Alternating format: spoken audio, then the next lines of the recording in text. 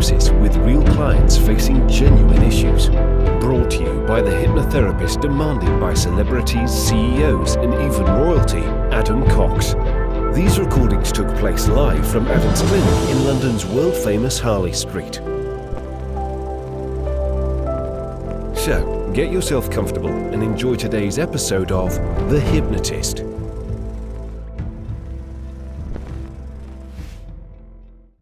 Take a deep breath in, and as you breathe in a feeling of calm and relaxation, and as you exhale, just close your eyes and feel yourself drifting into a deep, deep sleep. Continuing to breathe in that feeling of calm and relaxation, and noticing that tension, stress, or any worries start to leave your body in your outward breath, taking you deeper and deeper relaxed with each and every breath. That's it. As you listen to my voice, feel your body on wherever you're sitting or resting right now.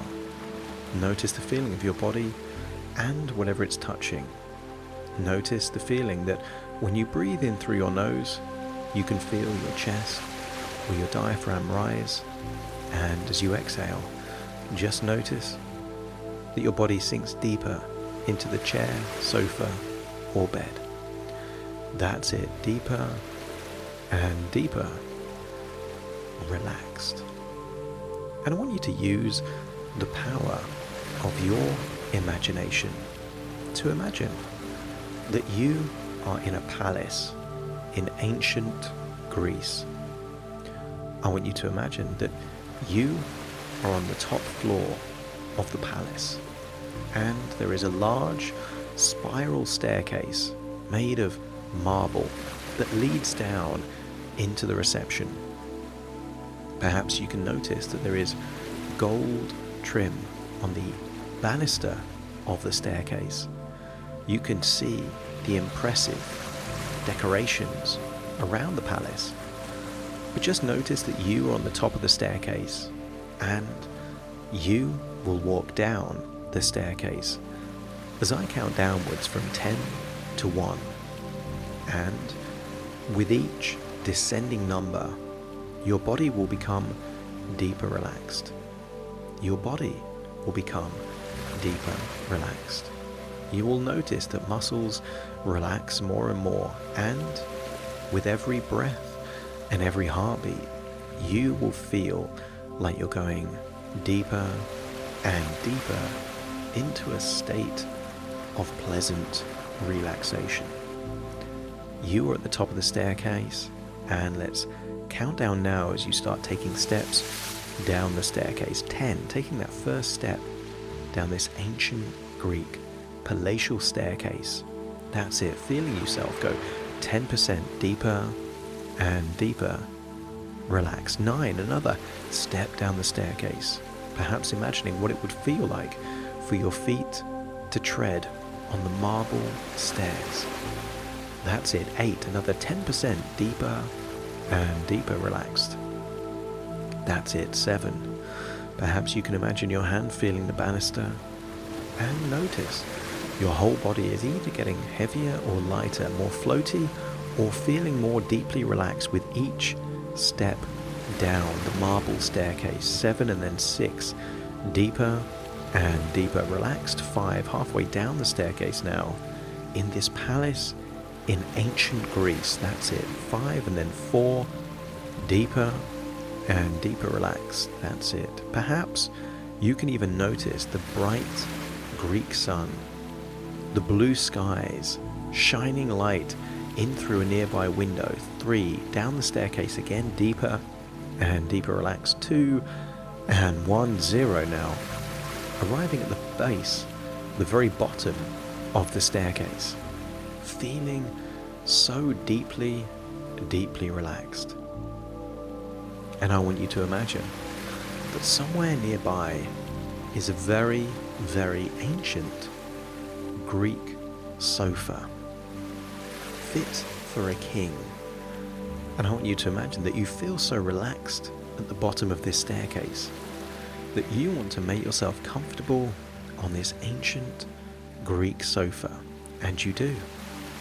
Perhaps you can imagine eating a grape or two and then lying on the sofa, feeling comfortably relaxed. Breathing in a feeling of calm and relaxation, and as you exhale, noticing you become sleepier and sleepier with each and every outward breath. That's it. I will count down from 5 to 1, and you will imagine that you are a king falling asleep on an ancient Greek sofa in a palace there in ancient Greece. 5, feeling sleepy. 4, drifting off now, feeling a desire to yawn. 3, feeling your eyelids getting heavier and heavier. And 2, and then 1, just imagine drifting off into a deep, deep sleep. And in this sleep, your imagination can be more vivid, more realistic than it can in a waking state. And imagine that you are still in the kingdom. This time you are dreaming that you are the ruler of an ancient Greek kingdom. And people within your kingdom, perhaps guards, discover a drunk old man, and they bring the drunk old man for your attention. But upon seeing the drunk old man, you realize that this is a very wise, perhaps even magical man. Something of power and magic exists within this man. Instead of any consequences or punishment for this old drunk man, instead, you show him hospitality. For perhaps 10 days, you allow him to bathe in the finest baths of the palace. You give him the finest food, the finest wine, and at the end of 10 days, this wise old man is very grateful for your hospitality. And I want you to imagine that this wise old man grants you a wish. And I want you to imagine that you request an unusual wish. You desire that anything that you touch will turn into solid gold. The old wise man accepts the wish, and he wishes you farewell and goes back into a village within your large kingdom. And you test it out. To begin with, perhaps you go into one of your many gardens and simply pick up a twig off the floor, and immediately you notice that the entire twig that was worthless before suddenly transforms into solid gold.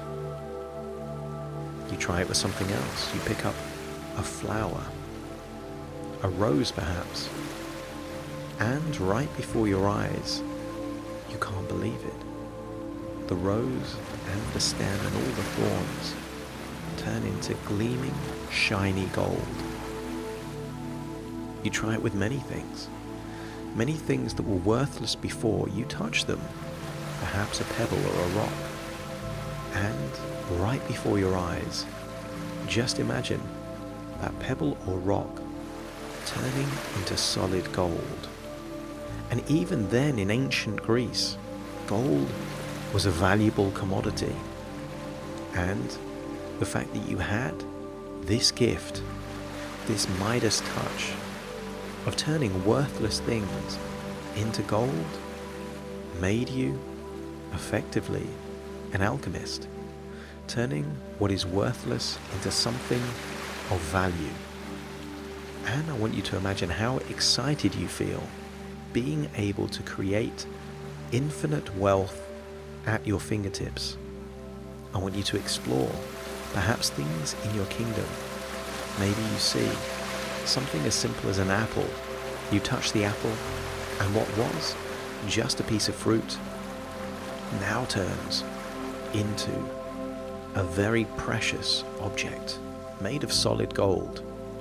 You try it with everything. You touch the very sofa that you can imagine that perhaps you've slept on before, and it turns into solid gold worth incredible amounts. And for the next few days, you are so excited. Everything you touch turns to gold. But then you notice that you've got lost in so much excitement that you've been forgetting to eat or drink. And then you simply try and pour yourself a glass of water, but the moment the water touches your lips, your mouth, your tongue, all of the water turns into solid gold. You try and eat something, perhaps an apple, and again, the same thing that happened to the previous apple happens again. It turns into solid gold, and you start to panic. What if everything you touch turns to gold? You would simply die of thirst or hunger very, very soon. So, you decide to track down that wise old man and ask permission that he change you back how you were before. And, luckily, the wise old man grants your wish. And he asks you to bathe in a river that leads to northern Turkey, and you do that, and the water washes away what you thought was a blessing, but perhaps was a curse. And from that point onwards, you decide that being able to have instant wealth without creating value is not a blessing, but perhaps a curse. Many people that were born into inherited wealth, where they didn't have to create value, build businesses, add something to the world to acquire their wealth. They were just given instant wealth simply by being born that way.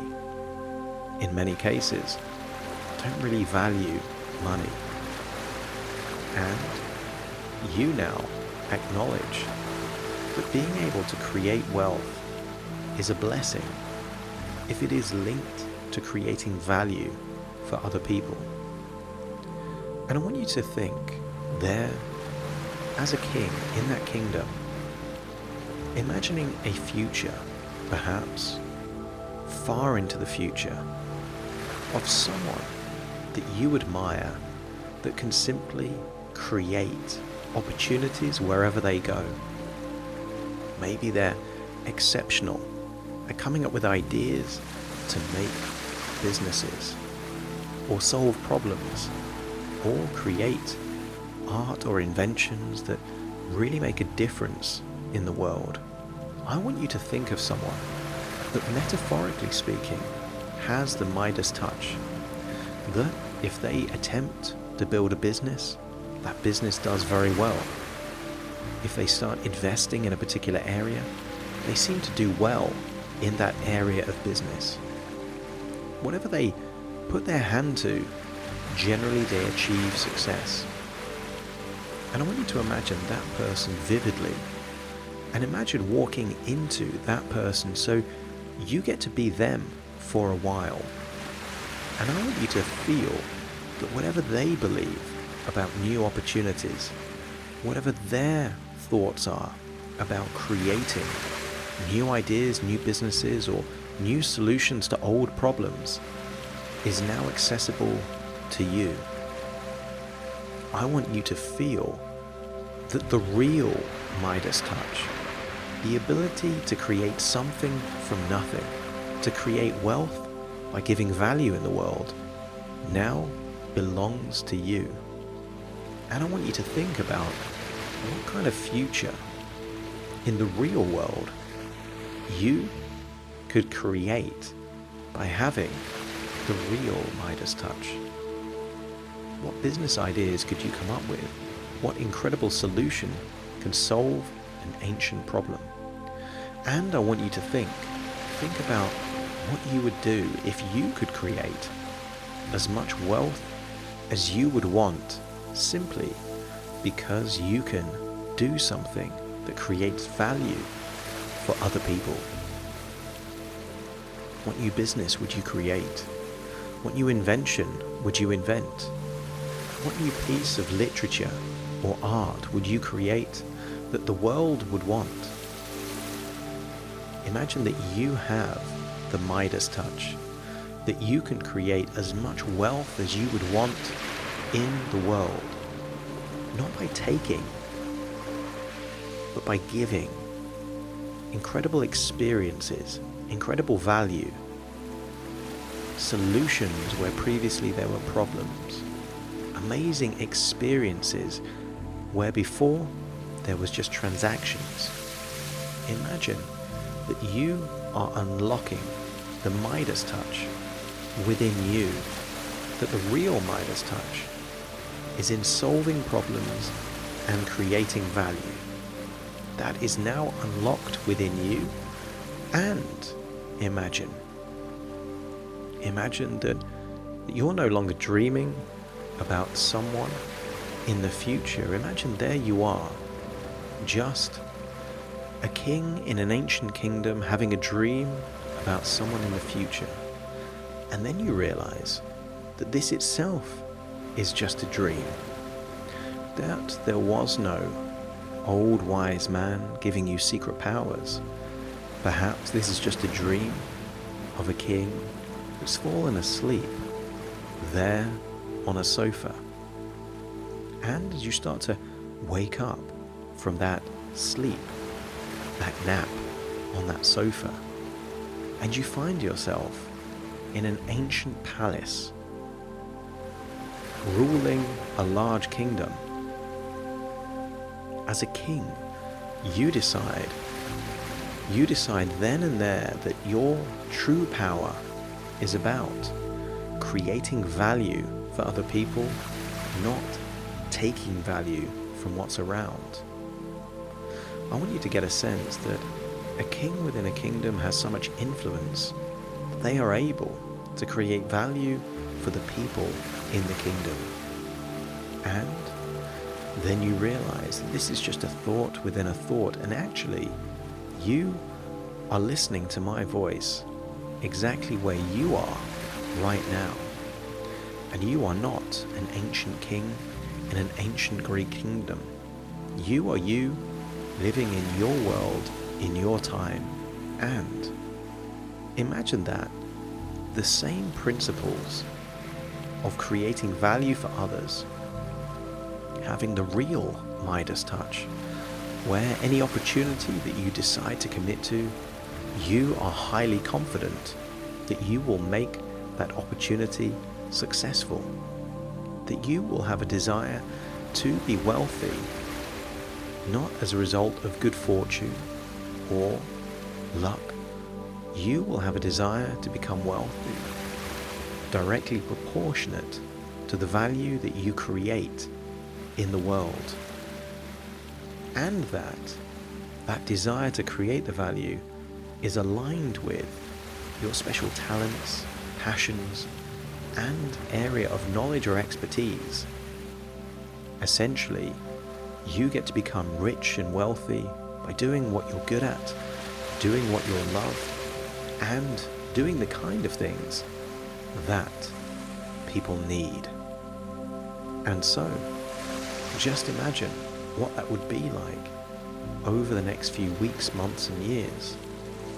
How can you become wealthier beyond your imagination? You will imagine what it would be like to have untold wealth that comes not by luck, by chance. There will be no dreams of winning lotteries or inheritance. You will start thinking more and more about what problems you can solve, what incredible experiences you can give, and how to move from the idea of being an employee which is where you make money for other people, to that of an investor or business owner, where, because you are taking your thoughts and ideas and creating something of value, an asset for you that impacts other people, you have the ability to create wealth, build wealth, and expand wealth, giving you the real life Midas touch. In a few moments' time, I will count from 1 to 10 to awaken you. You will awaken feeling highly resourceful, feeling that your focus and ideas about money have changed. That, through your own creativity, intelligence, and resourcefulness, you can create as much money and wealth as you desire, not by thinking about you, but by thinking about the other people in the world that you can help or serve or create value for. You will awaken that creative part that will seek to solve problems, and the income and wealth that will surely follow will be proportionate to the impact that you have during your lifetime. You will awaken full of optimism and looking forward to a wealthy, abundant future. Starting to count to awaken you. 1, 2, 3, waking up. 4, 5, 6, more alert. 7, 8, open your eyes, open your eyes. 9, 10, wide awake, wide awake, wide awake. Thank you for listening to The Hypnotist with Adam Cox, the show that gives you inside access to cutting-edge hypnosis with real clients facing genuine issues. To automatically receive the latest episodes, please subscribe. If you'd like to support the show, please share this episode with just one friend you think it could help. And if this episode helped you, please leave us a 5-star review.